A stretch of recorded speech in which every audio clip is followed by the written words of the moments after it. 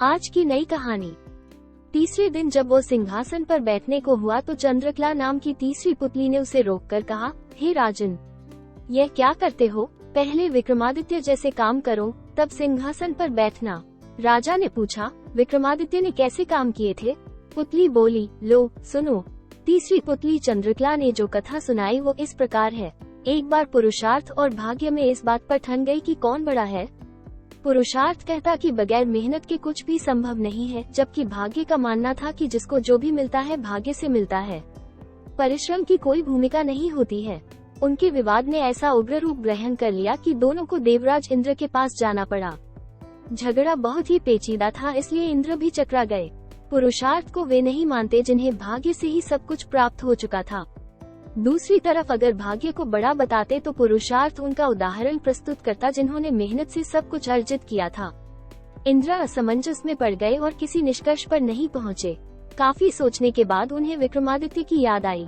उन्हें लगा सारे विश्व में इस झगड़े का समाधान सिर्फ वही कर सकते हैं। उन्होंने पुरुषार्थ और भाग्य को विक्रमादित्य के पास जाने के लिए कहा।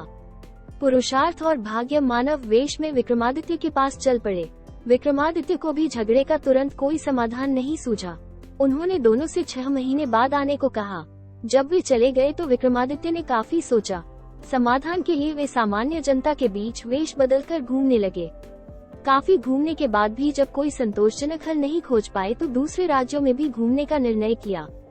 काफी भटकने के बाद भी जब कोई समाधान नहीं निकला तो उन्होंने एक व्यापारी के यहाँ नौकरी कर ली। व्यापारी ने उन्हें नौकरी उनके ये कहने पर दी कि जो काम दूसरे नहीं कर सकते हैं वे कर देंगे। कुछ दिनों बाद वो व्यापारी जहाज पर अपना माल लादकर दूसरे देशों में व्यापार करने के लिए समुद्री रास्ते से चल पड़ा। अन्य नौकरों के अलावा उसके साथ विक्रमादित्य भी थे। जहाज कुछ ही दूर गया होगा कि भयानक तूफान आ गया। जहाज पर सवार लोगों में भय और हताशा की लहर दौड़ गई।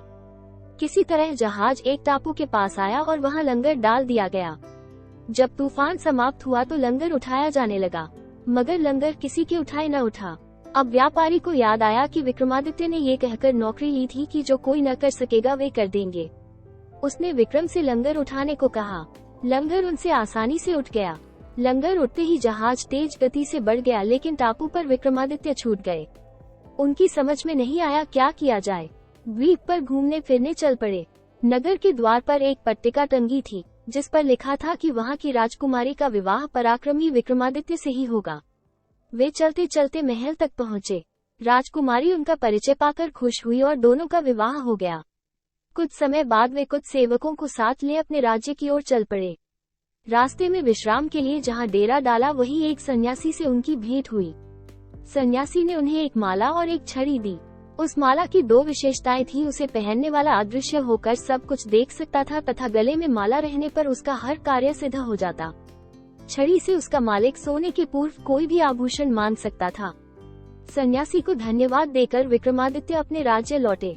एक उद्यान में ठहरकर संग आए सेवकों को वापस भेज दिया तथा अपनी पत्नी को संदेश भिजवाया कि शीघ्र ही वे उसे अपने राज्य बुलवा लेंगे। उद्यान में ही उनकी भेंट एक ब्राह्मण और एक भाट से हुई। वे दोनों काफी समय से उस उद्यान की देखभाल कर रहे थे। उन्हें आशा थी कि उनके राजा कभी उनकी सुध लेंगे तथा उनकी विपन्नता को दूर करेंगे। विक्रमादित्य पसीज गए। उन्होंने सन्यासी वाली माला भाट को तथा छड़ी ब्राह्मण को दे दी। ऐसी अमूल्य चीजें पाकर दोनों धन्य हुए और विक्रम का गुणगान करते हुए चले गए। विक्रम राज दरबार में पहुंचकर अपने कार्य में संलग्न हो गए। 6 मास की अवधि पूरी हुई तो पुरुषार्थ तथा भाग्य अपने फैसले के लिए उनके पास आए। विक्रमादित्य ने फैसला दिया कि भाग्य और पुरुषार्थ एक दूसरे के पूरक हैं। उन्हें छड़ी और माला का उदाहरण याद आया। जो छड़ी और माला उन्हें भाग्य से सन्यासी से प्राप्त हुई थी, उन्हें ब्राह्मण और भाट ने पुरुषार्थ से प्राप्त। पुरुषार्थ और भाग्य पूरी तरह संतुष्ट होकर वहां से चले गए।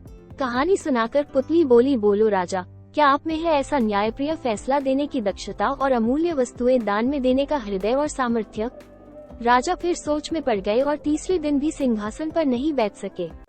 चौथे दिन चौथी पुतली कामकंडला ने सुनाई विक्रमादित्य की दानवीरता की कथा। राधे राधे।